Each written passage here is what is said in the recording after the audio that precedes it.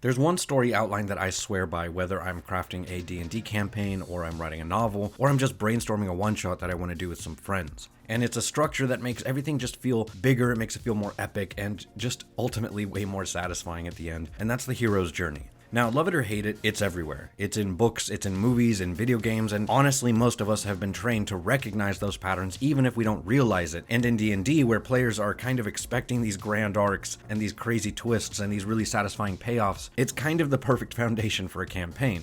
Also, really quick side note, there's a lot of spoilers for like Lord of the Rings and The Matrix and Star Wars in this, and probably other things too, so just know that. Now, I'm not saying you have to follow it to the letter, you don't, and you can tweak it, you can invert it, you can cut out the parts that don't fit, but if you understand why the structure works, you can use it to create stories that feel more natural, they feel kind of inevitable, like the players are doing something that is their destiny, and it makes the story more epic, whether it's a year-long campaign or just a single session. So if you don't know what I'm talking about, let's break it down. Now, Joseph Campbell was the first person to lay out the hero's journey in his book, The Hero with a Thousand Faces.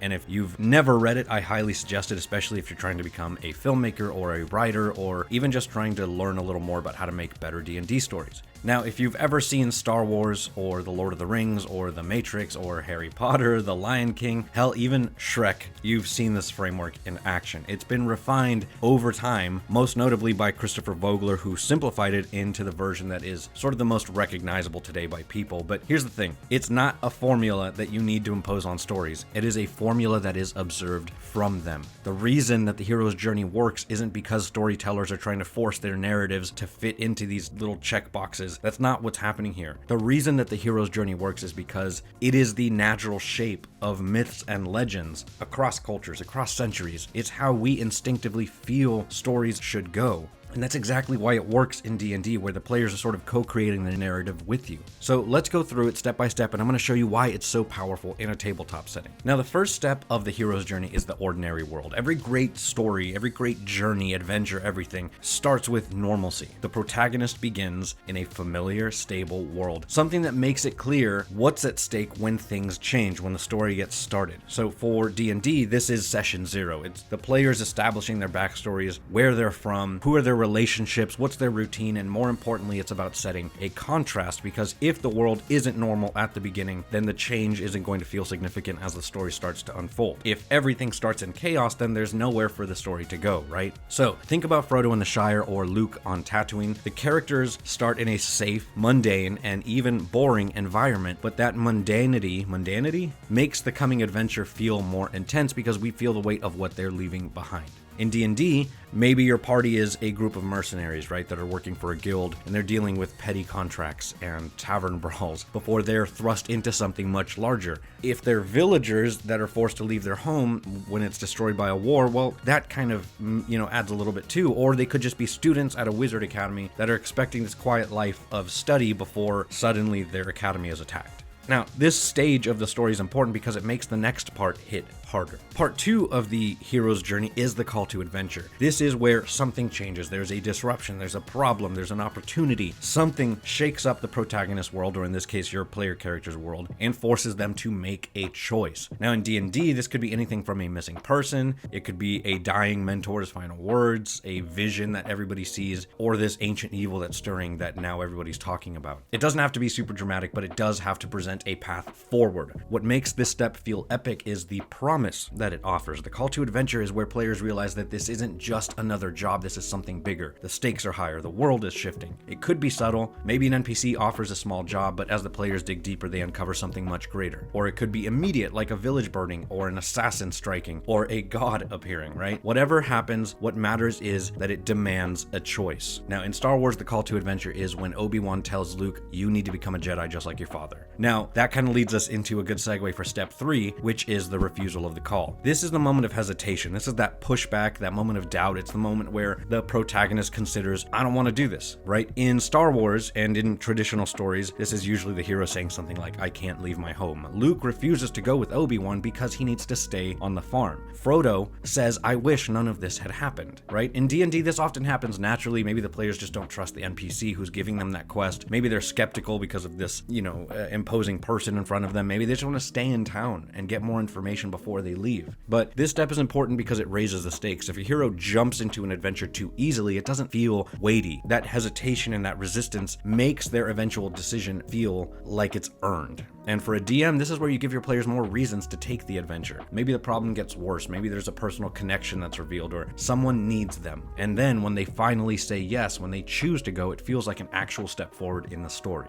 Now, meeting the mentor is sort of like a weird sidestep. The mentor is this classic archetype, and by archetype in this case, what I mean is that it's sort of this recurring symbol or motif or person that we see a lot in myths. This is usually the wise guide who gives the hero knowledge, who gives them tools or insight that prepares them for what's ahead. So this is Gandalf, this is Morpheus, this is Obi-Wan. In D&D, the mentor doesn't have to be a traditional wise old wizard, although it kind of lends itself to that, doesn't it? It could be an NPC who gives them information, it could be an artifact that reveals a hidden truth, or it's an enemy who forces them to reconsider their path. The key here is that the mentor represents a shift in perspective. They help the hero see the bigger picture. Maybe they give the party an enchanted map. Maybe they explain the history of the villain they'll eventually face. Maybe they just challenge their assumptions and force them to grow. What this step does is it creates foreshadowing. A lot of mentors don't make it to the end of the story. Sometimes they disappear, leaving the hero to stand on their own. Sometimes they betray them. Sometimes they're just not as wise as they seem. In a D&D campaign, it is a fantastic place to plant seeds for future twists. So maybe the mentor isn't telling them everything. Maybe they have their own motives. Maybe they're setting the party up for something bigger than they realize. Right, going back to our example, in Star Wars, the mentor is very clearly Obi-Wan. So that now leads us to crossing the first threshold, which is our fifth step. This is the true beginning of the adventure. This is when the hero steps into the unknown. They leave the world behind that they knew. In Star Wars, this moment happens when Luke realizes that everything that he had on Tatooine is gone because the stormtroopers arrived. There is nothing left for him there, so he makes that leap. He decides, I'm going to become a Jedi, and he goes with Obi-Wan. In D&D, this could be as simple as leaving town and just heading out into the wilderness, heading into that forest. Or it could be something way bigger if you want that story to feel bigger. It could be crossing into another plane of existence, or going into an ancient dungeon, or going down into the belly of a dangerous city. What makes this step feel epic is the sense that there's no turning back. The players have committed, they're in the deep end.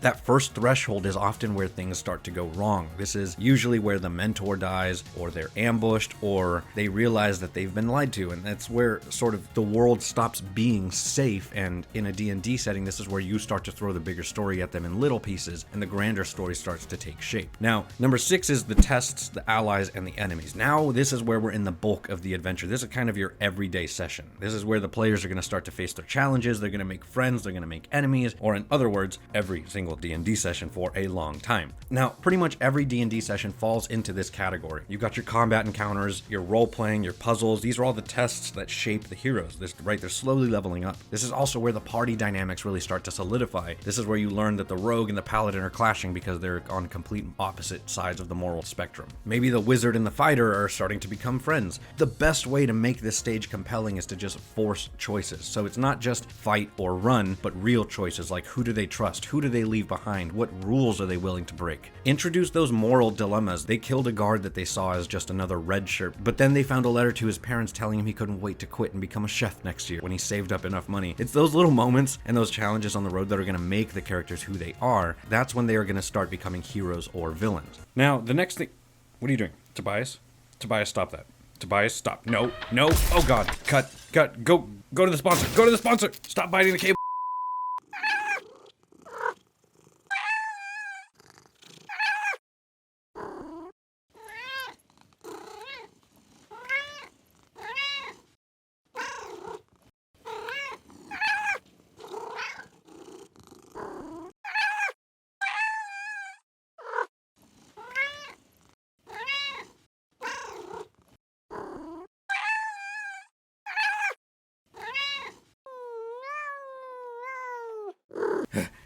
Sorry about that. Where were we? Right. Now, the 7th step is the approach to the innermost cave. This is where things really start to tighten up. The stakes are rising, the tension builds, the party has been through trials, right? At this point, they've probably been through a lot of session. They've made allies, they've made enemies, and now they're approaching a point of no return. This is the innermost cave. Now, it's not always a literal cave, although sometimes it is, but it's the moment before the biggest challenge they've ever faced to this point, and it's the build-up to something huge. In movies, this is where the hero sneaks into the villain's lair, where Luke and Han disguise themselves as stormtroopers to infiltrate the Death Star. This is where Frodo and Sam are at the Black Gate, where Neo decides he's going to enter the Matrix one last time. But in a D&D game, this might just be the party sneaking into the bad guy's palace trying to kill him. It could be the bad guy raising an army and making everything feel really, really worse. Or in a single session, it could just be the final stretch before reaching the heart of the dungeon where this ancient artifact that they've been looking for is. The important thing here is tension. That's the biggest thing. This moment should feel like everything is about to shift because they are standing at the edge of the big leap. The biggest moment of the story is coming soon. So maybe the party is starting to feel the weight of their choices. Maybe they realize they've been manipulated. Maybe they see their goal. They know what they have to do, but it's just out of reach, or it feels like they have no chance of winning, but they're gonna do it anyways. This is also a really good time for foreshadowing. The villain might be expecting them. The prize that they seek isn't what they thought. Maybe it was a cursed item instead. Their allies hesitate. Something is wrong, something feels off, but they have to keep going. The innermost cave is sort of that last moment to give the party the chance to discuss, to plan, to roleplay, and then comes the next step, one of the most important of all, and that's your ordeal, the midpoint of the story. This is where things break. Things go from bad to worse. They look bleak, they look dark, and all hope may seem lost. The ordeal is that lowest point, the moment where the hero is confronted with their deepest fear, their greatest failure, their most crushing defeat. In Star Wars, this is when Luke literally goes into a cave and sees himself under Darth Vader's helmet. In Lord of the Rings, it's when Gandalf is fighting the Balrog. Frodo and the Fellowship are completely shattered. They thought they were strong enough, but they weren't. Neo is shot dead by Agent Smith. Morpheus gets captured. Everything just falls apart and it seems like the hero's lost. In D&D, this is the fun part for DMs, or at least for me, because I'm a sadist. This is where the party faces something really overwhelming. The ordeal is what separates normal campaigns from the unforgettable ones. If the party never truly loses anything, then their victories don't feel earned. So in my games, this is often the session where I hit the players really, really hard. This is the big fights. I'm talking about like dragons, legendary heroes that turn out to be evil. It's the last breath of the whole story because what is coming next is a big fight. So they fight and they fight hard. They might lose a PC or two. They might lose an NPC, has to sacrifice themselves. All of that is there to just solidify that pain and the loss of this particular fight. Now, maybe they win the battle only to realize they were distracted while the villain achieved their real goal. At the end of this moment, they should feel broken. They should feel lost, like they made a terrible mistake, and that's when they come out on the other side, because the ordeal isn't about making the party suffer. It's about transformation. So that leads us to step 9, which is the reward, or seizing the sword. So if the hero survives the ordeal and you don't TPK them, they earn something. Traditionally, in the hero's journey, this is called seizing the sword because it's often when the hero gains a magical item or a weapon or some powerful knowledge that changes everything, right? Luke gets his robotic hand and he gets this new renewed sense of purpose. Neo wakes up to his true power and he starts seeing the Matrix as it really is. In D&D, this could be the moment where the party gains a legendary weapon, and it could be the only thing that can save the world. It could be multiple weapons if they realize like, oh, if we go and collect 6 of these stones, we'll be able to combine them together and create one Megazord. I don't know. It could be a powerful ally, so, maybe the mentor they thought that was dead is actually alive. Now, the reward is crucial because it kind of prepares them for that final act, for that last fight. This is when they are springing into action, when they see the final steps that they have to take. The final stages of their story, of their journey is laid out before them. So the reward is the moment after the ordeal where the hero claims something valuable. It could be a physical object. It could be just knowledge, but it is a fundamental shift in their understanding of the world. It's not just about getting loot. For a D&D party, it can take a lot of different forms. So in Harry Potter, this is when they realize that there's only 2 Horcruxes left and there's one last fight. Harry has to go confront Voldemort. This step sort of transitions the campaign into its final act. In a good D&D campaign, the reward should make the players feel stronger and also more conflicted. Again, going back to that idea of having the heroes go and collect something that can change the fight, something that makes them stronger. In Dragon Ball Z, there's always that. There's always, if you do this, you'll be able to reach Super Saiyan 1, Super Saiyan 2. They're fighting Majin Buu. Majin Buu feels unstoppable, and yet miraculously out of nowhere somebody comes and takes Gohan and says, hey, here's this sword that is going to unlock your deepest potential. Or even just a few episodes ago, they were talking about how Super Saiyan 2 is the ultimate thing. They can't go further than that. How could they possibly beat Majin Buu? And yet magically out of nowhere, here's the Z sword. There's always an enemy that approaches that is stronger than the heroes, but there is the one thing that makes them stronger, that now evens the battlefield for the heroes. And that's when you have your step 10, which is the road back. Now the road back is when the party has their reward, but they now have to do something with it. This is sort of that last moment before the climax. So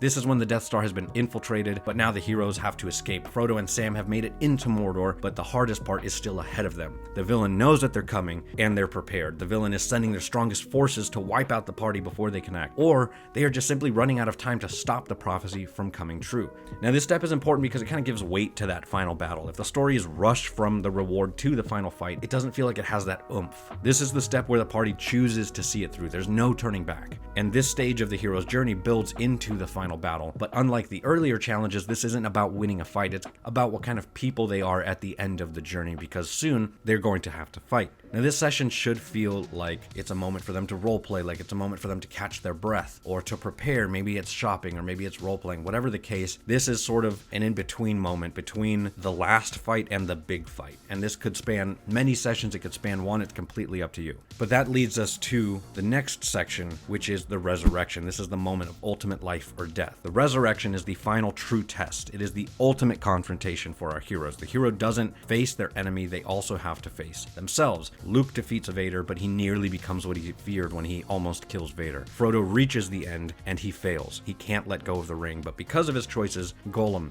ends up saving the world. Neo dies one last time before realizing he's stronger than the system himself. Now in D&D, this is the final boss fight. It shouldn't just be a brawl. You're not trying to just knock out 500 hit points. It should challenge them on a personal level. The goal here is to make this fight different from any other session you've had. And how you do that is kind of a whole other video, but just know that this is the final fight. This is the big one. If you want a video that talks a little bit about how to actually make this session better, you can check this video out right here. Now, by the end of this moment, by the end of this step, the world changes. The villain is defeated, the prophecy is fulfilled, the land is forever scarred by what happened. The hero is not the same person that they were, and now they go home. That's sort of step 12, the return with the elixir. Or at least they try to go home, right? This step is crucial because it gives weight to everything that's happened. The hobbits return to the Shire, but they have changed, and so has home. Luke doesn't go back to Tatooine because he's sort of grown beyond it. So in D&D, the party might return to their homeland and it's gone. It's destroyed, kind of like in Lord of the Rings. They might break apart knowing that they'll never be the same again.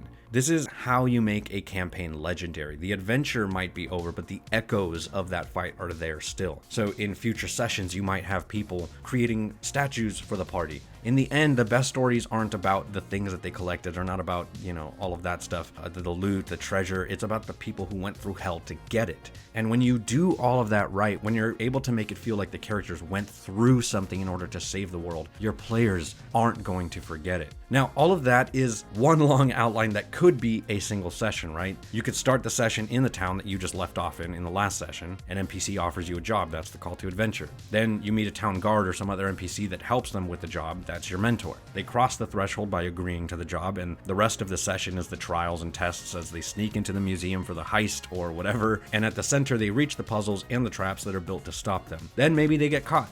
There's a security system or something.